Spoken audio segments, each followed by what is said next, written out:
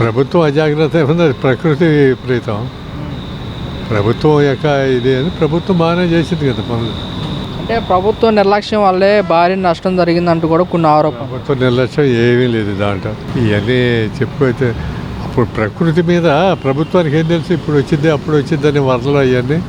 ఇప్పుడు ఆ వరదలు ఇది వరకే మరి కట్టలు దిగిపోయినప్పుడు 4 ఏళ్ళ నుంచి రిపేర్ లేదు కదా, మరి అప్పుడు ఉంటే అటు పోయేది. అందుకే ఇప్పుడు కృష్ణానది కూడా బాగా వచ్చింది కాబట్టి ఆ నీరంతా అటు వచ్చేసింది, అటు కృష్ణానది బాక.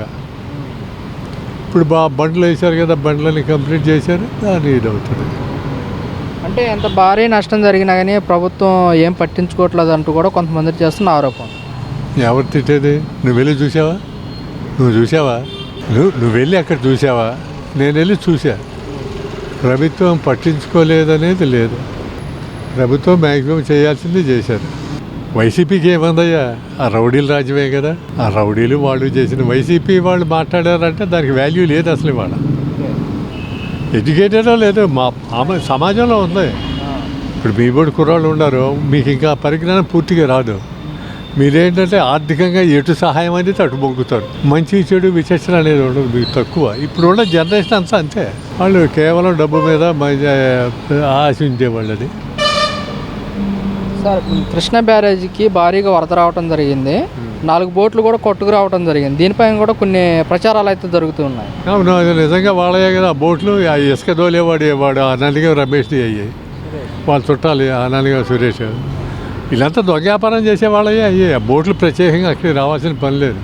ఇప్పుడు నీ బోట్ అయితే నువ్వేం చేస్తావు? లంగరా వేయాలి కదా, మరి ప్లాస్టిక్ తాళ్ళు పెట్టి కట్టేసి వదిలేసేట. ఇవన్నీ కావాలని చేసేయాలి. ప్రభుత్వాన్ని అపాస్పాలు చేయడానికి మనకి వస్తాయి ఇవన్నీ, అంతేగాని పూర్తిగా ఇదేమి లేదు కదా. ప్రభుత్వం చెయ్యకపోతే అనుకోవచ్చు. ఇప్పుడు అదే ఆ ఏరియాలో పోతే మనకు తెలిసిందే. అయితే గుడివాడ అమర్నాథ్ కూడా చెప్పడం జరుగుతుంది, ఆ బోట్లు కూడా చర్చికి రామానండి అని చెప్పేసి కూడా వ్యాఖ్యలు చేస్తున్నారు కదా. గుడివాడ రమ్మనండి, చర్చికి రమ్మని చెప్పడం. వాడు గుడివాడ అమర్నాథ్ ఏముందని వాడికి ఏముంది? జోగి రమేష్ వీళ్ళంతా రాజకీయ అనుభవం ఏముందని వాళ్ళకి? ఒక రౌడీజంగా ఇది మాట్లాడటమే కానీ మరి గుడివాడ అమర్నాథ్ ఇవాళ ఎక్కడ ఆపట్లేదు. మరి వాడి ప్రభుత్వం ఉన్నప్పుడు ప్రతిదీ వాడే చూసుకున్నాడు కదా. ఇవాళ బయటికి రాడే, మరి ఇవాళ రాడేమయ్యా? మరి వచ్చి ఇక్కడ మాట్లాడవచ్చు కదా, సైట్లో రావచ్చు కదా. మీ బడి కుర్రాళ్ళందరూ ఇటువంటి దాన్ని ప్రోత్సహిస్తున్నారు, కొద్దిగా వాళ్ళు అట్లా వస్తున్నారు. మీ జీవితాలు నిలబడవు పొంగల్, అది మీకు స్టాండర్డ్ లేకుండా పోద్ది. అయితే గుడివాడ అమర్నాథ్ ఏమంటున్నాడంటే, మేము ప్రజలకి అండగా నిలిచే వాళ్ళమే కానీ ఇలాంటి నష్టానికి మేము ఎందుకు దారిస్తామని చెప్పేసి కూడా వచ్చినప్పుడు ఇక్కడ రావాలి కదా, ఇక్కడికి రావాలి కదా. అండగా నిలబడటం అంటే అంతే కదా. వరదలో నిలబడ్డాళ్ళు సహాయం చేయాలి కదా. ఎవడొచ్చాడు మరి? ఎవరు రాలేదే. ఇవన్నీ రాజకీయంగా లబ్ధి పొందటానికి, ప్రచారం చేసుకోవటానికి. ఇక ఆ సాక్షి టీవీలో ఇవన్నీ ప్రచారం చేసుకుంటారు వాళ్ళు. ఇంకా వేరే దాంట్లో ఏది మాట్లాడరు కదా. 99 ఇప్పుడు ఆ టీవీలో కూడా అందరూ కరెక్ట్గా ఉండేవాళ్ళు లేరు కదా. డబ్బులు మోసపోయేవాళ్ళు అందరూ.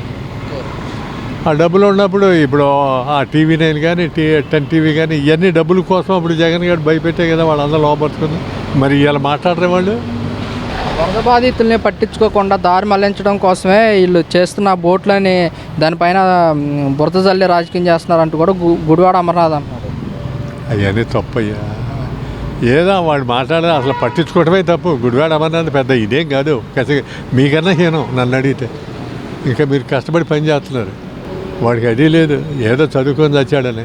వాడు ఇంకోటి ఎవడో ఉండాలి కదా, బాగా చదివినాడు ఉత్తరాంధ్ర. వాళ్ళు అంతే క్యారెక్టర్లెస్ ఫెలోస్. అది కాకపోతే ఏంటంటే అధికారం ఉన్నప్పుడు ఎట్ట చలాయించారో మీరు చూసే ఉంటారు కదా. మీరు అభిమానులే కదా. అప్పుడు ఏ విధంగా చలాయించారు బెజవాడలో, గుంటూరు జిల్లా కానీ. మరి వాడు ఆ బాలేని వాడు ఒంగోలులో ఎట్ట చలాయించారు. మరి వాళ్ళు ఎక్కడ తుపాకీ గుండు దొరకట్లేదు ఎవడు. ఏమీ లేదు. మీ బోటు వాళ్ళని అడ్డం పెట్టుకుని ఆ లయ్యోళ్ళు పైకి వచ్చారు అంతే. అంత తప్పితే నథింగ్ ఎల్స్. రాజకీయం శూన్యం వాళ్ళకి, ఏ మనుగడ లేదు.